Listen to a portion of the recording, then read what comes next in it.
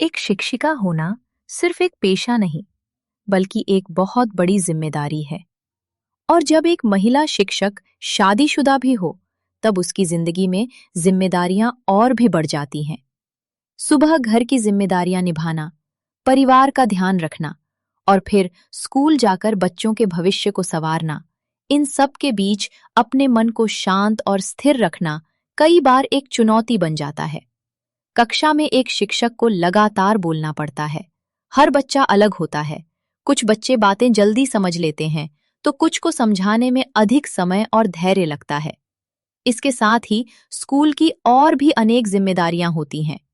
Attendance register भरना, daily diary बनाना, lesson plan तैयार करना, मीटिंग्स और अन्य कार्यों को संभालना।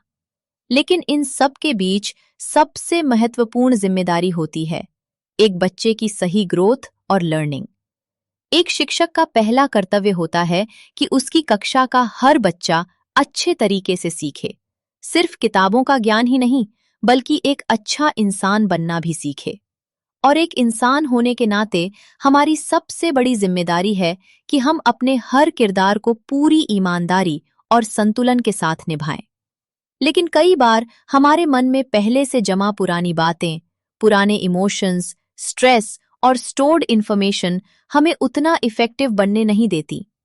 हम बार बार उन्हीं विचारों में उलझे रहते हैं और जीवन एक ही जगह गोल गोल घूमता हुआ महसूस होने लगता है।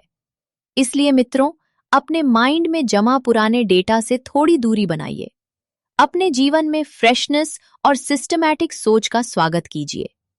मेडिटेशन और गाइडेड हीलिंग की प्रैक्टिस धीरे धीरे आपके मन को शांत करती है, आपके इमोशंस को बैलेंस करती है और आपके अंदर एक नई क्लैरिटी पैदा करती है।